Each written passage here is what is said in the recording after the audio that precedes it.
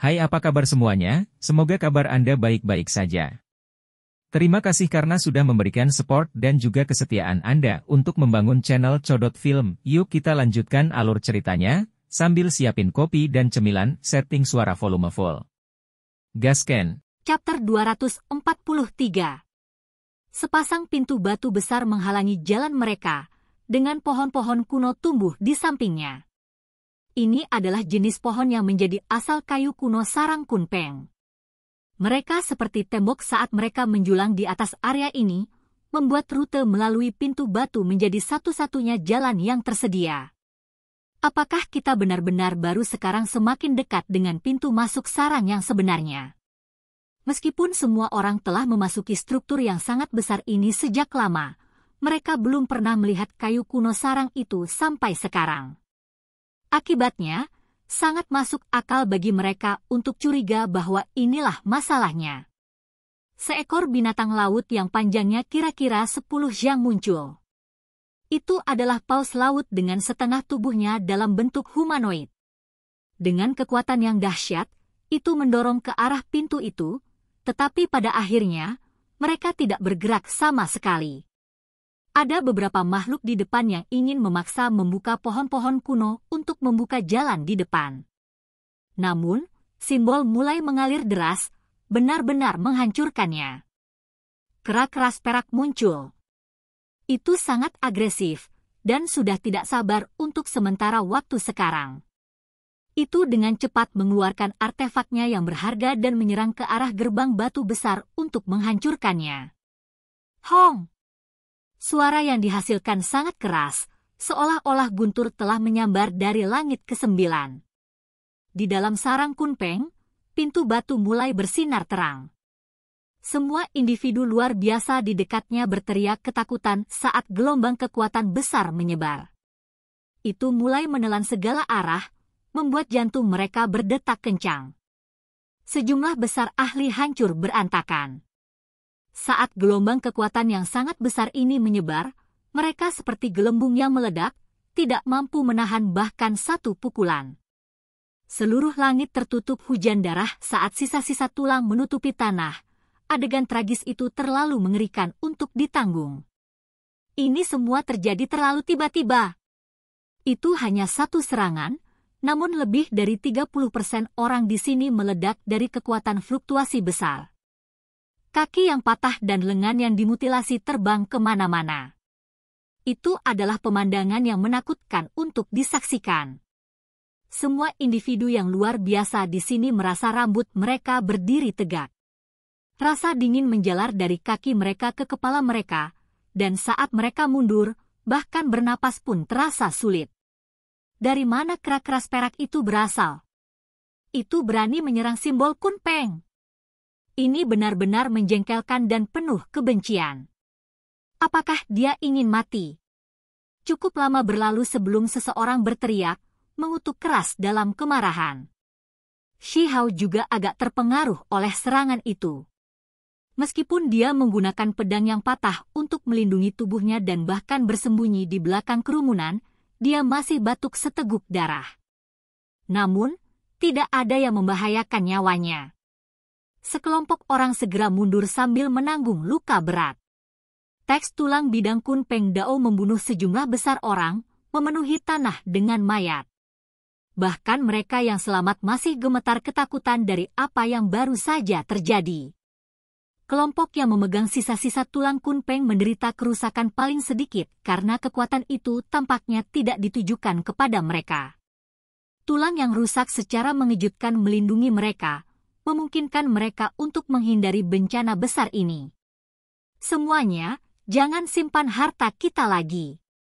Sisa-sisa kunpeng kami sudah rusak parah, dan simbol-simbolnya telah hilang, jadi kami hanya bisa mencapai titik ini. Saya percaya bahwa pasti ada seseorang di sini yang memiliki item penting.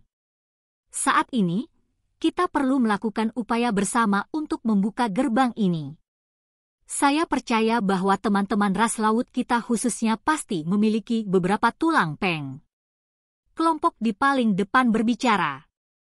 Orang-orang ini adalah aliansi para ahli dari Archaic Divine Mountains, dan kelompok mereka terdiri dari pria dan wanita muda yang kuat.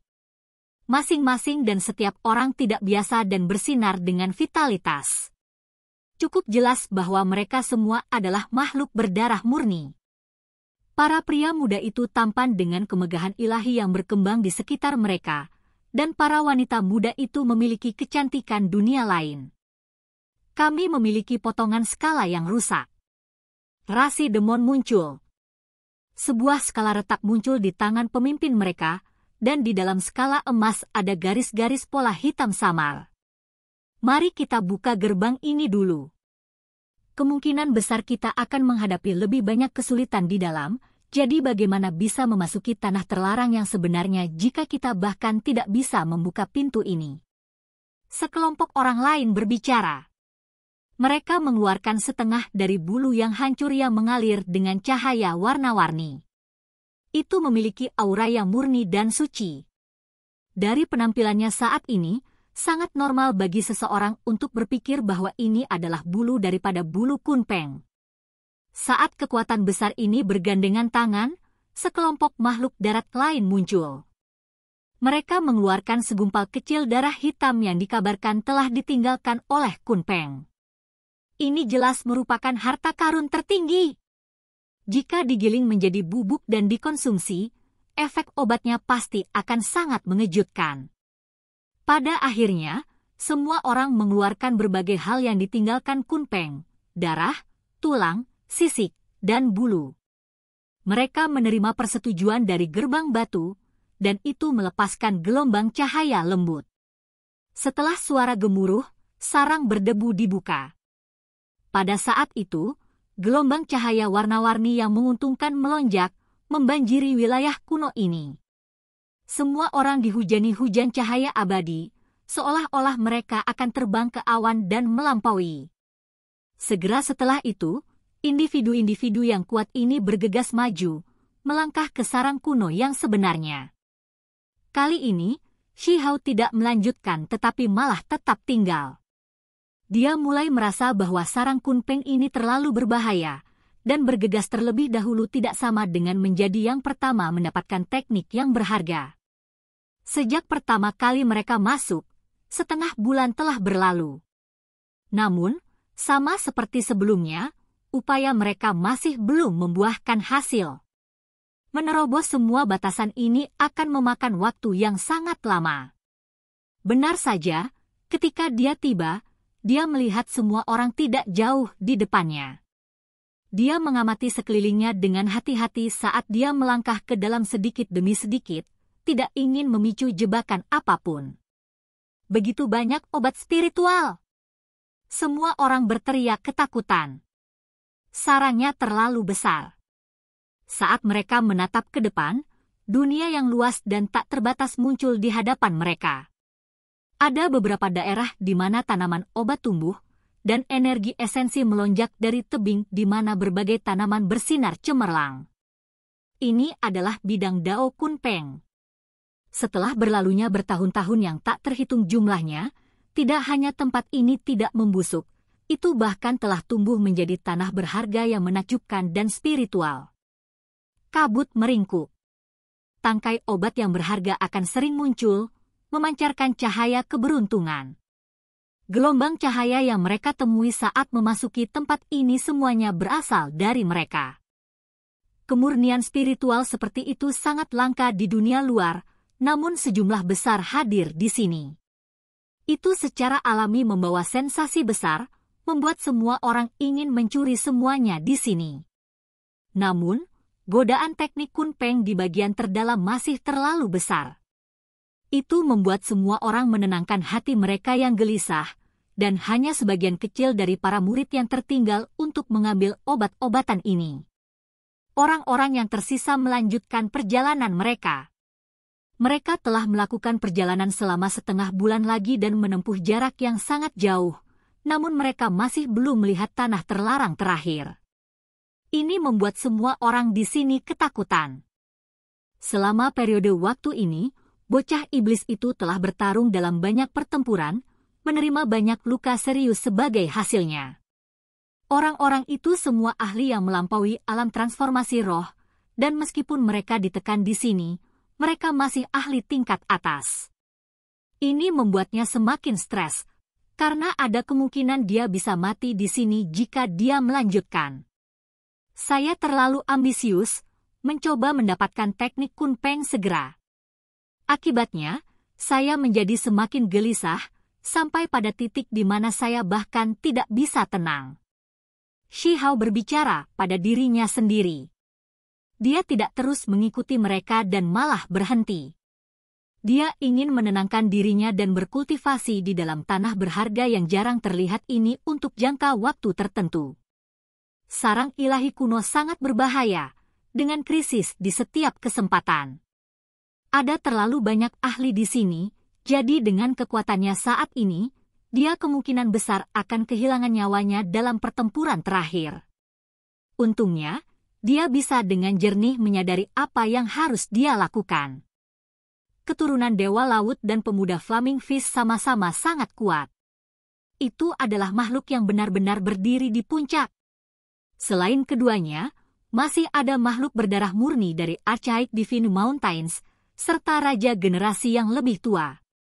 Ada terlalu banyak ahli di sini yang tidak bisa dianggap enteng. Di dunia luar, kemunculan satu orang akan menimbulkan keributan besar. Shi Hao merasa dia masih punya waktu. Lagi pula, meskipun mereka sudah memasuki sarang selama lebih dari sebulan, mereka masih jauh dari tujuan. Kemungkinan masih lama sebelum mereka bisa mencapai akhir. Daripada tidak sabar memikirkan cara untuk memperebutkan teknik berharga itu, lebih baik tenang dan tingkatkan kekuatannya terlebih dahulu. Setelah itu, rencananya dapat dilaksanakan dengan lebih efektif. Anak iblis itu menilai kondisinya saat ini dan merasa agak malu. Setelah tenang, dia menyadari bahwa dia menjadi sangat tidak sabar setelah masuk.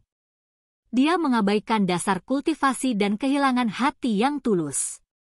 Sarang Kunpeng sangat besar, membentang sejauh mata memandang. Meskipun ada banyak daerah berbahaya yang akan melepaskan simbol destruktif saat dipicu, ada juga banyak daerah damai yang besar. Shi Hao bermeditasi selama 2 hari sebelum bangun. Dia kemudian melanjutkan menuju suatu daerah dengan lebih sedikit orang, kadang-kadang melewati makhluk yang sedang memetik obat-obatan spiritual. Akhirnya, dia memasuki daerah yang sangat damai.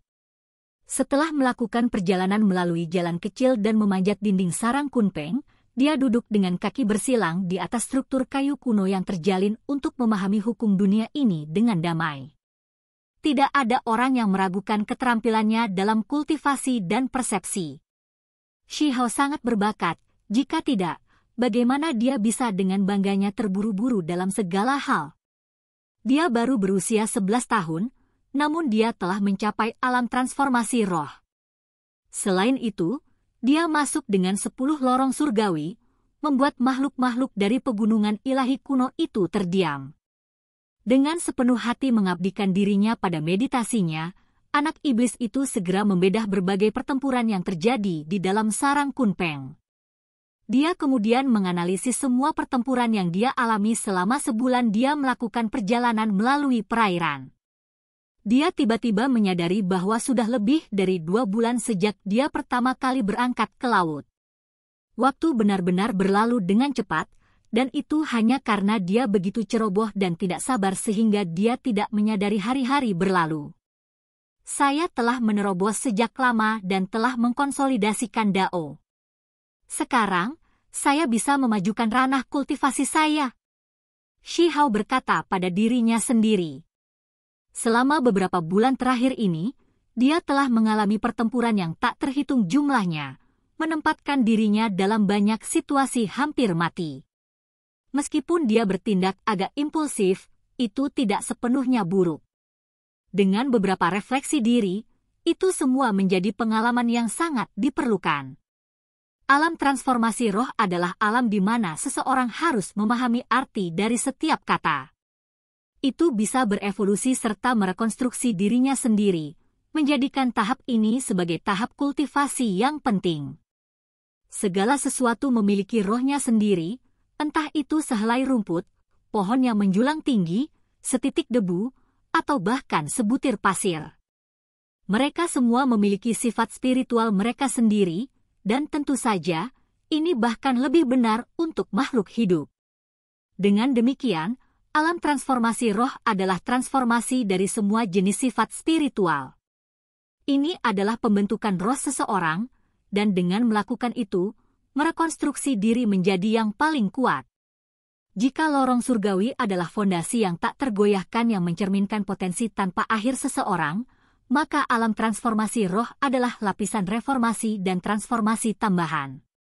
Itu adalah pengejaran sayap yang memungkinkan diri sejati seseorang terbang menuju keilahian. Itu demi menciptakan diri, menempa tubuh spiritual seseorang.